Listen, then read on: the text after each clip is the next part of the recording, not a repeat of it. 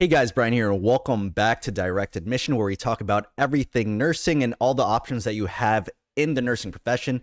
So in today's episode, we are interviewing a nurse named Riyadh who started a successful IV business when a few years earlier, he wasn't even able to put any IVs in. He also still works as an RN in one place and works as an NP elsewhere. And in this video, you're going to see a lot of great information that he goes over. So before we get into it, don't forget to like, comment, and subscribe, and I hope you enjoy the video.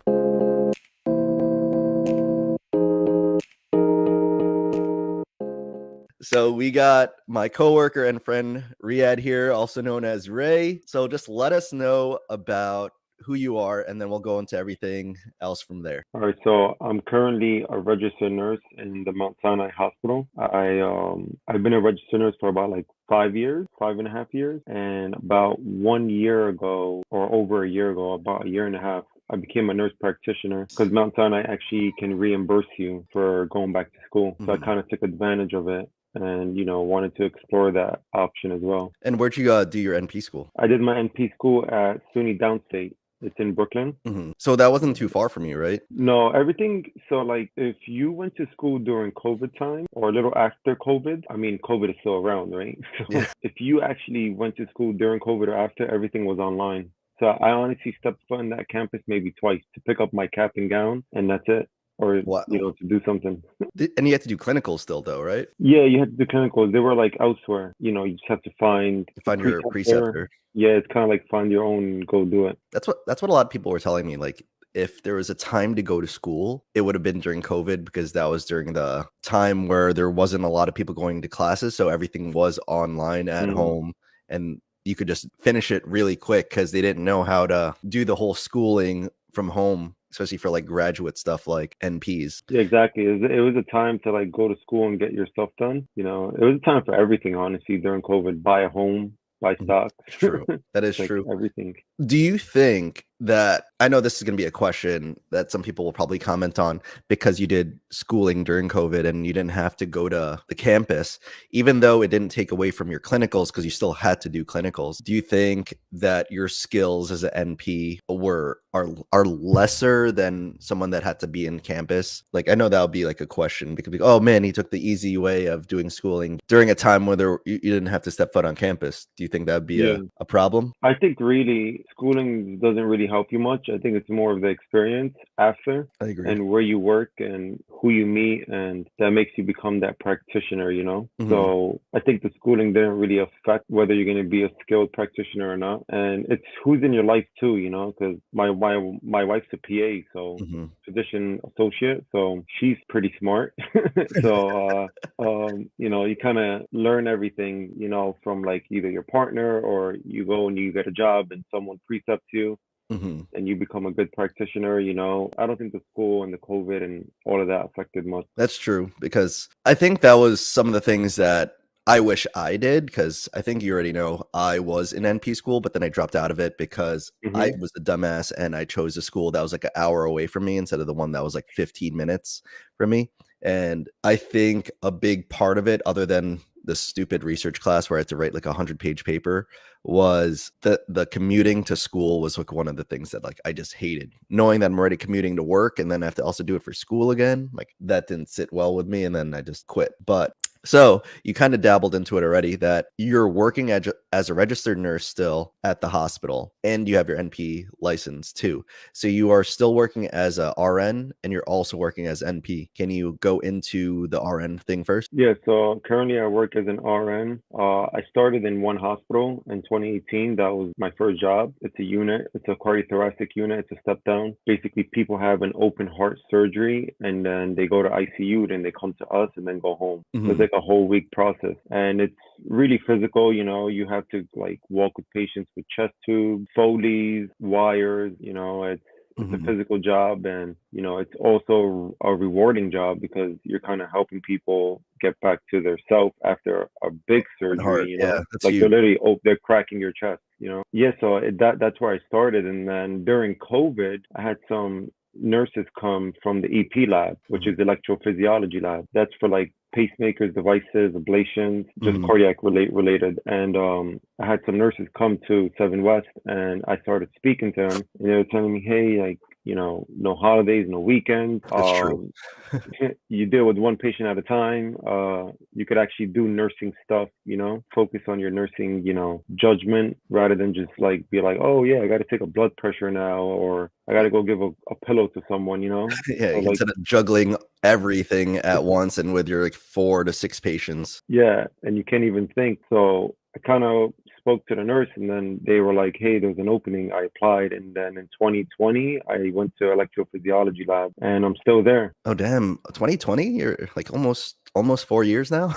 Yeah, time flies. Dang. And then there was some drama with you almost have to be sent back to the floor, but that also, like, sparked your interest in what you're doing now as an NP. Yeah, so basically, say the first I was precepted, and the rule is in nursing is when you go to a new unit and you become precepted for 3 months, you're free. You're a free person, Mhm. meaning like you're on that unit now.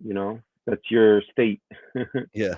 So I passed my orientation, and then I would say maybe 2 weeks in, I couldn't place IVs in, and I was a day shift nurse. And a lot of the day shift nurses have to put IVs in. They have to know how to put IVs in because we're in procedures. That's our Mhm. main line. Yeah. And I just, for the life of me, I couldn't put in an IV. I uh, remember it could that. be a wide open vein, and I'm like, a big pipe, and you're just trying to put. I cannot put it in, and I'm like, what's going on? And management just wanted to actually get rid of me and not train me to do IVs. They just were just like, we got to, you have to go back to Seven West. So I found that strange. Why do I Mhm. have to go back? Yep. 'Cause So the only thing that was missing is putting in IVs where obviously there's certain people that just aren't as good as it, so you don't have to be, like, sent back, you know? You yeah, just learn it. yeah, exactly. It's either like you want to learn or you don't want to learn. That's really what it comes down to with IVs. And if you want to learn and you keep trying, you're gonna get better at it. It's not like anyone can do it. Like you can teach a 10-year-old and they can place an IV and just have to Mhm. tell them what to do and how to do it. And they'll actually eventually learn how to do it. So I Mhm. just kept trying. And Brian is a big supporter. He's actually my colleague. He said, Mhm. you can do it, man. And I remember you just kept showing me how to place them and what to do and how to like tricks and tips. Mhm. So I almost lost my job with a family, That's just true. well, not lost my job, but I almost, went backwards to Seven West where I didn't want to be, and that's not what I wanted to do. And Yeah, there was yeah, a and reason then why you left. there's a reason why I left. I'm not trying to go backwards, So I actually put my head into it, and we get like 20 patients a day, so I just 20 IVs a day. I just kept putting in IVs, and Yeah, ironically, yeah. I remember you saying, like, when we were in pre-op together, you'd be like, "Nah, man, can I do the IVs? Can I do the IVs?" Always asking to do it. No matter how messy it was, you're like, "Imma do it. I'm gonna do it." Yeah, yeah, I was pretty messy until I met one of the nurses in the EP lab, and they were just like, just place the gauze right under the catheter when you place the IV, so all the blood can go there. I'm like, Yeah. wow, that just saved my messiness. And then now you're running a successful business with inserting IVs. Yeah, so ironically, I went into the IV business, which is really strange. Couldn't place IVs before. Almost lost my, not lost my job, but almost got downgraded. And Mhm, it's like, wow, like I've never heard of that story before. mhm. Person, and those are usually like the big stories where, all these big companies like McDonald's and everything, like you hear the stories of KFC, how they almost like, got out of the business and then they turned it into this big business. So that's True. what whatever kills you, I guess, whatever doesn't kill you makes you stronger. That's true. And then so what made you wanna go into the IV business, like the IV hydration business? I just thought it was cool to just go to someone's home and like chat with them and literally put vitamins in there and help them feel better. I just thought it was like a modernized, holistic way of working with people. Mhm. Because everything's like give medicine, treat, treat, treat. When you can just give vitamins and like feel better. That's true. Like, what's your normal clientele for that? Like, who usually calls you? Is it like the So post-bachelor party type of thing where they just, like, yeah, hungover? yeah. Ironically, I don't really get much of those. I'm not sure why, but a lot of people need energy and they like the energy boost bags. Those are So like really so big. what's, like, in a energy boost bag? Energy Vitamin boost. B? Yeah, the B complexes, which is like 1, 3. All the B complexes. B12 is separate. Mhm, Vitamin C, you have magnesium, you have zinc. I mean, mhm, that just all sounds good, right? In your body, mhm. just by saying it. And people like it, and some people just want it once a month, or they just, whenever they feel down, they just want an IV, and it helps them feel better. And you kind of build a relationship with clients. Mhm. You start to become their friends, which is cool because, like, you establish a relationship with your client, and hey, how are you? Like, happy Thanksgiving, like Merry Christmas. You kind of hit them up, and I just think it's a different way of medicine. It's Rather true. than working in a hospital as an NP, kind of didn't want to do that because I did see what the NPs are doing in the hospital, and it's just like whatever comes your way, you got to do it. It's You not wanted not your more choice. freedom to actually use your license the way you would wanna use it and potentially even make you more money. Yeah, Like, exactly, exactly. Because that's yeah, you can use your license if you just know how to play your cards right. Because mhm. you have prescriptive authority. And once you have prescriptive authority, you can basically do whatever you want in the right means. I'm not saying go sell stuff, or Yeah. do the wrong thing, but Don't be what I selling mean is, everyone Percocets and all yeah, that. that's not what I mean. I mean, like, use it to your advantage and to what people want. Yeah, especially when there's such a high need for, like, practitioners or mid-level providers, where people want to be seen or consulted, and usually it takes a long time for physicians to get to people, where more so it seems like NPs are more readily available to, be able to do consults, because you do consults as well for certain things, right? Yeah, so if you're getting an IV drip, you need to have a consult. Make sure, like, they're not on dialysis or any heart Mm, problems, or they're on Lasix, because can't give them overriding with fluid. That's really the yeah. most Yeah, important put thing them when in it a comes heart down to failure. IV drip. Or like drug allergies, kind of have to, like, you have to do like a quick consult with them for 5 minutes. Just, hey, what's going on? And most of them are healthy too, and they are getting these IV drips anyway. They're not like you're not gonna get a call from an 80-year-old that's like hungover and they're like, let me get an IV. Yeah. It's usually for the younger crowd. I mean, that's my opinion. I could be wrong, but I'm sure statistics can prove that.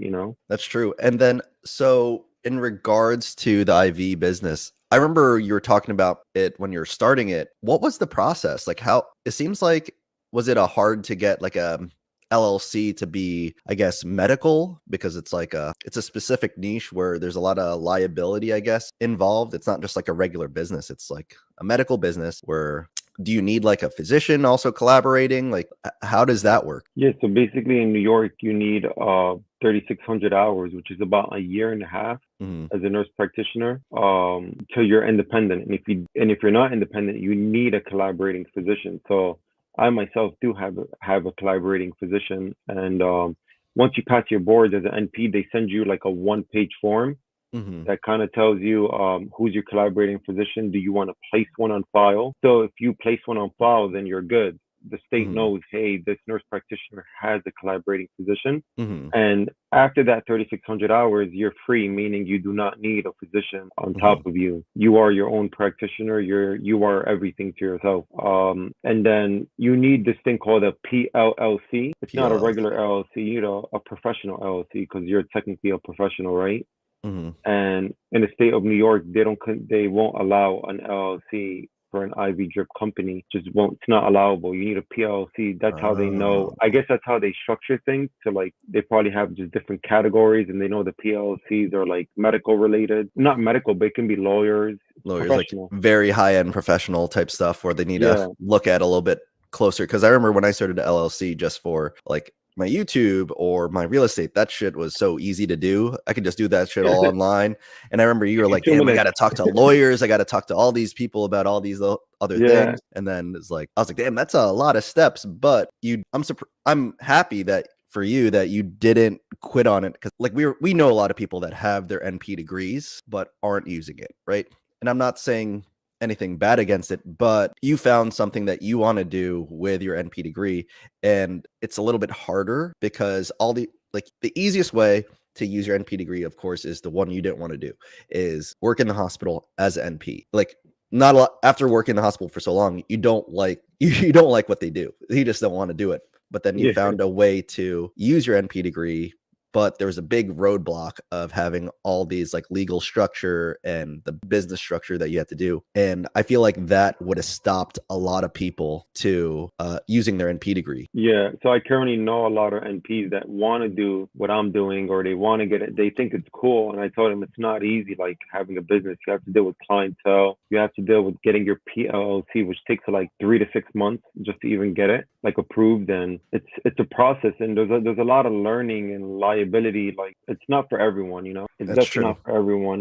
You know, people love it. They love the sound of just placing an IV and sitting down, but that takes years of experience of knowing how to place an IV. And I mean, you can't get the right people to do it, but if you're going to own your own business, you should do it first. You should actually be the one Doing it. building your clientele, because that's how you're going to build your business. You can't just hire people who don't even care, you know, and kind of just go out in the field, and you're not going to build it like Y- that, you know? Yeah, you don't know who's actually representing you in your business that you just started kind of thing. Like Exactly. eventually I feel I feel like you're gonna try to phase yourself out of it just to manage the company, and hopefully people will that you hire will be able to do all the work for you where you could just oversee, right? Yeah, so the goal would be like build as many clientele that I have. And even if I do get people under me, which it is the goal, you know, that is the long-term goal, I Hmm. will still keep a relationship with those people. It won't hurt to text them the next day and be like,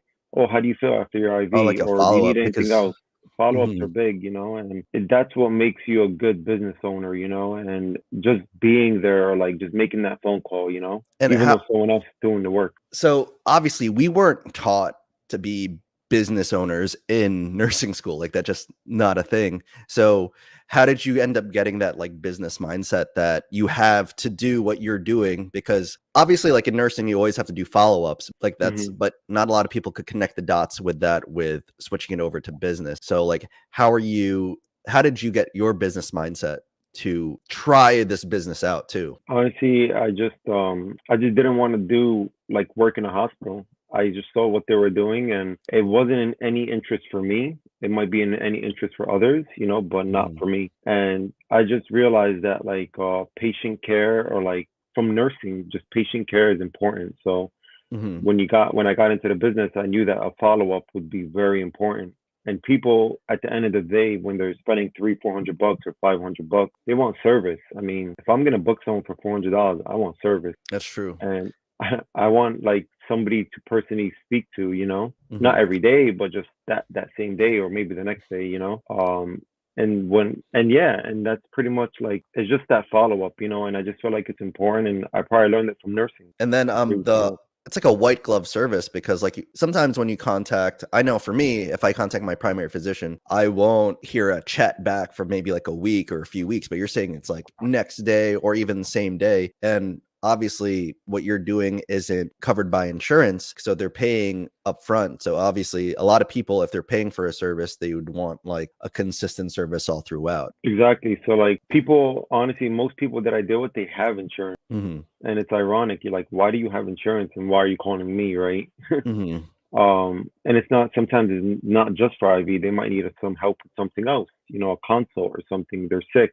They Mhm. still call me, even though their insurance can cover it. And people do that because I would take care of it either the same day or the next day, you know. And if I can't, I could like actually find someone who will, you Yeah, you know. could refer it out to somebody. Yeah, but I will have it done, and your primary care is probably on vacation somewhere in Cancun for like a week and close the office, or they're just busy with patients, you know? Yeah. So that's where the concierge medicine falls in, and it would just never fail, you know? There's always going to be people in need. Yeah, that's a big business too, because even though like you started off as just like IV hydration, but just the consulting too could be huge, or just even just the referring out to people. I feel like that's big as well, knowing that as a patient you are actually seen, and then at least you know that someone is actually working on the back end for you. Yeah, exactly. So, I mean, it is a good feeling, you know. In New York, they do give nurse practitioners a lot of authority, Hmm. in a lot of other states. So, I mean, if you like the business mindset, NP would be a great. I always tell people NP is the way to go if you're business oriented and you really want to get into the business side of things, because they're allowing you to open your own business. Mhm. after 3,600 hours, and that goes fast, and a year and a half, Mm. um, So when you pass and that if 3,600 yeah, hours, are you gonna take off the collaborating physician from yeah, your license? yeah, it automatically I think falls off Oh. from what they said. So even if you have a collaborating physician, you still can get your own business, but they know you have to have a collaborating physician. Mhm. That's just the way it works. No, what I'm saying is that after 3,600 hours, you're a free person and you can do whatever you want without like having to deal with anyone else. There's no one else in the picture. That's true. And then, so just for like the payment structure, if you're getting paid for your business, do you have to give anything to the collaborating physician? Do you have anything that's like structured like So, that? so like, if most people want a monthly fee. That's Mm. just the way it works Yeah, just because because like their it's name there. liability. Yeah, Yeah. yeah, exactly. It's liability. So they're like, we're gonna make money if you want me to be liable for this. It's got to be worth it for them. Mhm. But if you have like a physician that you're cool with or like that's your friend, they'll probably do it for free. Mhm. And that's all. You just have to have if you have connections and you know people and they trust you as an individual and to do the right thing, they probably won't even charge you because they charge you because you're a liability, right? That's Yeah, the way they look at it. that's true. That's a huge thing. Like, do you mind saying a range of what you get a month from your business? So I won't disclose the number, but I can tell you that my weekly paycheck in the hospital Mhm. most of the time doesn't even compare to the business, meaning like the business is a lot better. Mhm.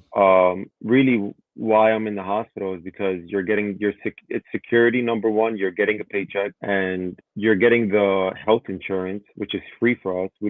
I think we used to pay 25 bucks. We don't even pay anything for it now. Mhm. 25 bucks a month, and we're just not paying anything. Yeah, because the new union stuff. Yep. Yeah, the union stuff. Like I can tell you that sometimes I can double my check, or more in a week of what the hospital would be Wow. paying me, a double or more. And this is with doing not 40 hours a week of business, probably less, of actually going to the patient's home or, Mhm. it's definitely lucrative. There is responsibility. It is a business, but I can tell you that it is rewarding when your patients feel better and you're getting paid and things are kind of moving. Yeah, that's for sure. Like everything's after that initial setup and getting the clientele and all that, I'm sure it's like doing really well for you because like obviously you don't do overtime at the hospital because you don't need to. You have a family and kids. Was that one of the biggest factors of you pretty much making a business and trying to make more money earlier than just like waiting it out for like a lot of people that do for like the 30 years of nursing? Yeah, so I like said to myself, I'm young.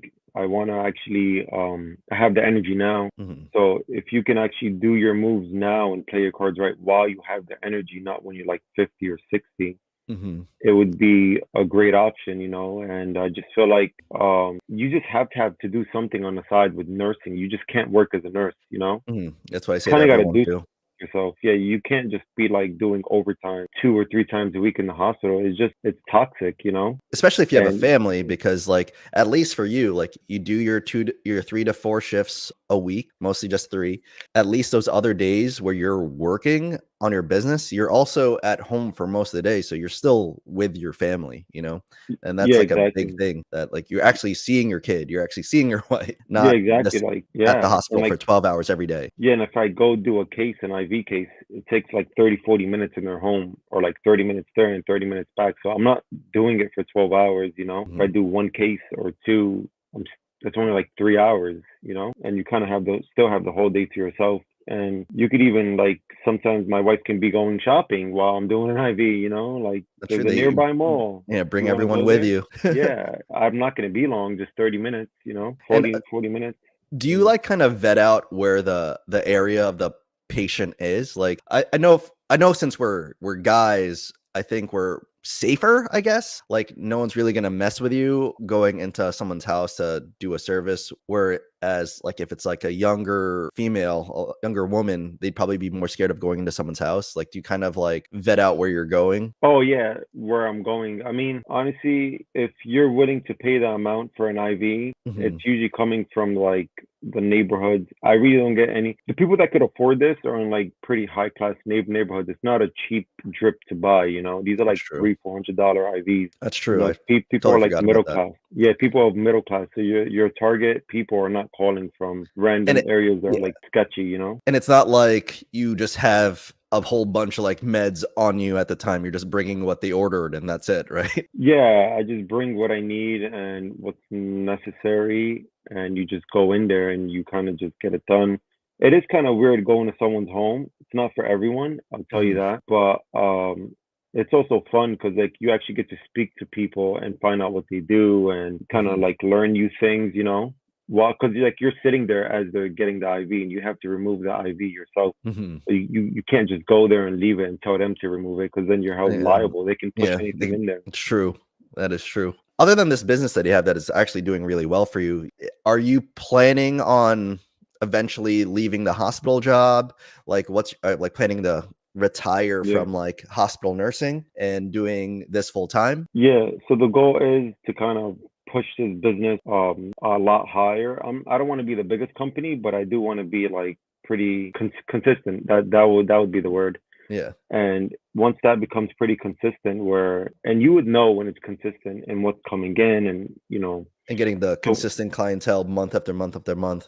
yeah, and then you know that you're in a good spot. I think it would be fair to be like, all right, the hospital's done. I could afford to buy my own health insurance because that's what holds people That's the back. biggest thing. That's a huge expense. Yeah, I can afford to actually leave and pay for health insurance because when you own a business, you're not making pennies, you're making money that you can put to work, and you can use that money to get the health insurance because that's the biggest part, and hopefully that's where I want to be. I want to, move the business higher and not, I mean, even though I like where I'm at, don't get me wrong, it's not hard. It's not, you know what I mean? It's pretty chill. You go in there, you kind of get your job done, you leave, no one's calling you, but I'm not also in a rush, That's true. Yeah, because like most of our coworkers are really chill. We work with like pretty cool doctors as well, and like yeah, not in a rush to leave that kind of setting, especially where we work. There's toxicity everywhere, but where we're at, it's not as bad as like a floor or something like that. Yeah, exactly. And so, obviously, one of the biggest living expenses is a mortgage. But after talking with you, however long we've been working together and we bought houses around the same time, you have a paid off mortgage where that person's rent is actually paying off at least half of your mortgage for your primary residence right now. Is that true? Yeah, so right now I currently live in my home, but I do have a residence before this home where I own. It's already paid off. So that money is being used to leverage to pay off some of this mortgage of the home that I'm in now. And honestly, that's something that you can also get into when you're actually making money as a nurse or nurse practitioner or whatever medical, that you're in. You could get into the world of real estate because that's a whole different world as well. And that's the whole appreciation of houses. And then even after like the house is paid off, if you have like a tenant in there, they could be paying off whatever expenses you have in the rest of your life as well. Because like we live in an expensive area, and for someone to be able to pay rent to you that's able to like half your mortgage of what you're living in now, that means like the whole nursing paycheck that you're getting from our hospital is like instead of it just all going to the mortgage, half of it or more is going into your pocket to do whatever you want with it. You could invest it in stocks or more real estate or crypto or whatever you want to do, or just put it more into the business. And then that's amazing from there. Yeah, especially if you have like a two-family home or if you have another part of your home that's with a separate entrance that's legal to rent. Hmm. You could definitely take advantage if you don't have kids and you just yourself or you and your wife or whatever, and kind of like because you don't need all that space, right? Like Yeah. you really don't. Let's technically speaking, you can rent it out, and that can be extra consistent income in Income. your pocket. That's just coming in a write-off as well. It's true. There's so many big things with real estate. That's what I've been noticing. That's been a lot of consistency with a lot of people that I'm talking to, is that a lot of people do have some sort of rental or renting out a room here and there, like a house hack kind of thing, where that's helping with their finances as nurses. Like we do make good money, but a lot of it goes towards the expenses, and to be able to cut stuff fully or in half, that is like a huge thing to do. Yeah, exactly. Like we do make good money, as you said, but it's never enough, with when we live in New York, or Jersey, things are just expensive and you kind of got to have to find a second way or third or fourth, have multiple streams coming from different places to Yeah. kind of like give yourself the opportunity to make some more money.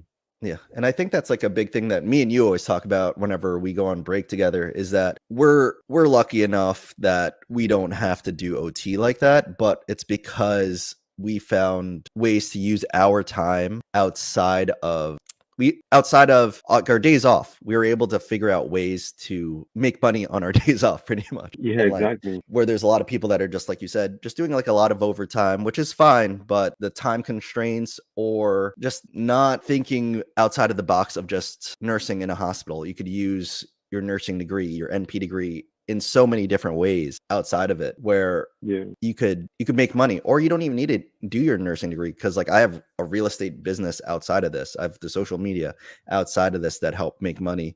So it's like just figuring out something to do with your free time after work to Yeah. just help you out. Yeah, you don't have to like do nursing related. I mean, you can just do anything and it can help you in your life. Like just find something that you like, you know? And like that's where I think like nursing is great because you're doing the hard work at the hospital or whatever job you're at, but then on those days off, that's where you could actually push those passion projects or whatever, like you said, those hobbies and try to monetize it from there. And like that's big enough for me to tell people to go into nursing, but it's also on the person that after they are a nurse to figure out how they want to make more money because we're not making California type money, but we are making way better than like the rest of the nation type money. Yeah, exactly. And I think everything falls down to anything. Like it falls down to confidence and your experience of who's around you. hmm You know, that's gonna make you who you are. And if you have that confidence, you will go to that next step. Or if you have the will, you're gonna go to the next step. Or if you have a person who's in your life that knows the system or knows the game and they understand it, they'll guide you like a preceptor kind of Yeah, to go to where you want to be, and you'll learn it from there. You know, just have to find that person. You know. that's true. And then if you were to start your career over again, how would you do it differently or would you even do it differently? If I were to start over again, I honestly wouldn't do it differently just because I like the way that it's going now. Mhm, Especially where I'm at with the EP lab, I'm pretty comfortable there, and I get to leverage my energy and time with the mhm, EP lab. Actually have some energy when I leave work. That's true. Could actually go do IV when I leave work or the next day or whatever, you know. And now that I became a nurse practitioner and I'm in the business side of things, that's what I've always wanted to do. So I don't think I'll change anything. I'm sure some people will, but not me. All the steps that it took to get to where you are definitely made you who you are and why you're successful right now. So, what advice would you give to someone that wants to do what you do? Yeah, there is a lot of people who want to do what I do just because it's a modernized way of, you know, medicine and they just like that. They think the IVs are cool, whatever. It's fun. I get it. But at the end of the day, it is a lot of work. It is a lot of resources, and you have to like actually go in and understand everything and do your research. You can't just jump into something and not know what you're doing. You Mhm. really have to know the laws and regulations, but it is rewarding. And if you want to do it, I would say you have to have a lot of confidence in yourself and you have to be motivated. Like you actually gotta want to do it. Like That's true. you have to go in there and be like, I want to do it. Like it's got to be within your will because if it's not, you're just gonna fail. And if you're not gonna enjoy it, you're not gonna want to do it, right? So you know, you have to be motivated. Like what Brian said, he was like, when you know, I wasn't doing well with the IVs. He said, oh, I was asking him, oh, can I place the next IV? Can I place the next one? That's called Mhm. motivation, right?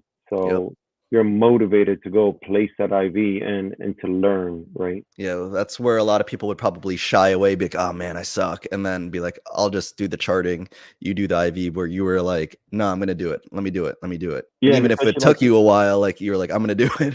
yeah, and even now, like when there's a hard stick, like I still want to do it. Yeah, it's I true. want the hard ones. I want the hardest of artists because like it teaches me more and more like how to manipulate the vein or how to get it in, you know? That's true, man. If anyone wanted to contact you, how would they get in contact with your business or follow you? Do you have any socials? And I'll Oh put it yeah. in the description. Yeah, so it's called Medlou Drips. It's a clean name, easy to remember. MEDLOU Drips.